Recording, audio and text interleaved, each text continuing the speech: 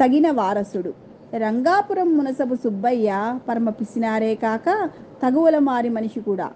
ఇందుకు తగ్గట్టు నిప్పుకు గాలి తోడైన విధంగా ఆయన భార్య సుబ్బమ్మ కూడా అలాంటిదే కావడంతో వాళ్లకు డబ్బు కూడబెట్టడం తప్ప మరొక వ్యాపకమే ఉండేది కాదు. సుబ్బయ్య గ్రామంలో ఎవరెవరికి ఎలా పొలం తగువులు పెట్టాలో, ఎవరికెలా న్యాయస్థానానికి పొమ్మని సలహా ఇవ్వాలో కూడా చేస్తుంటేవాడు. ఎవరైనా డబ్బు ఇబ్బందిలో ఉన్నారని తెలిస్తే వాళ్ళ దగ్గరికి వెళ్ళి ధర్మవడ్డీ అంటూ దొంగ లెక్కలు రాసి ఇచ్చిన దానికి మూడింతలు వసూలు చేసేవాడు.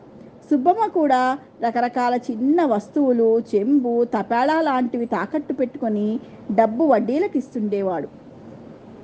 ఇలాంటి దంపతులకి వివాహమైన 25 ఏళ్లకు పండంటి మగపిల్లవాడు కలిగాడు. భార్యాభర్తలిద్దరూ వారసుడు పుట్టాడని ఎంతగానో ఆనందించారు. సుబ్బమ్మకు ఇంటి పక్కల అమ్మలక్కలు ఇన్నాళ్లకు మగపిల్లవాడు పుట్టాడు, బారసాల చేసి నలుగురిని పిలిచి విందు భోజనాలు పెట్టండి అన్నారు. ఈ సలహా గురించి భార్యాభర్తలు దీర్ఘంగా ఆలోచించారు. పిల్లవాడి బారసాలతో పాటు తమ వివాహ రజతోత్సవం కూడా జరుపుకుంటున్నామని నలుగురిని పిలిస్తే అటు పిల్లవాడికి ఇటు తమకు అతిథుల నుంచి బహుమతులు రాగలవని చిన్న ఆశ కలిగింది. ఈ పథకం ప్రకారం సుబ్బయ్య గ్రామస్తులందరికీ ఘనంగా విందు భోజనం ఏర్పాటు చేశాడు.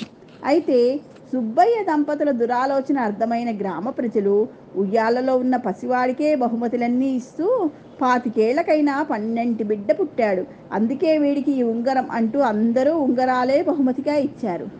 విందు ముగిశాక రాత్రి సుబ్బయ్య దంపతులు వచ్చిన బహుమానాల విలువ అంచనా కట్టేందుకు కూర్చున్నారు. విందుకు పెట్టిన ఖర్చు పోగా ఎంత గిట్టుబాటయిందో అని లెక్క కట్టసాగారు. ఆ సమయంలో సుబ్బయ్యకు చిన్న అనుమానం కలిగింది. అతడు ఆకురాతి మీద ఒక బహుమతి ఉంగరాన్ని అరగతీసి అయ్యో కొంప మునిగిందే అంటూ మరికొన్ని ఉంగరాలను కూడా అలాగే చేసి అన్నీ నకిలీ బంగారపు ఉంగరాలు, దిక్కుమాలిన మంద, పొట్టలు పగిలేలా తిని బహుమతి పేరుతో ఇచ్చిపోయినవన్నీ గుడ్డి గువ్వ ఖరీదు చేయని నకిలీవి అన్నాడు బాధగా.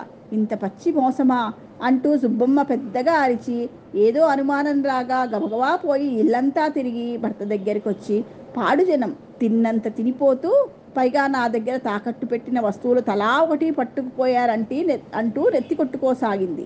ఇలా భార్యాభర్తలు బాధపడుతూ ఉంటుండగా ఉయ్యాలలోని పసివాడు ఏడుపు మొదలెట్టాడు.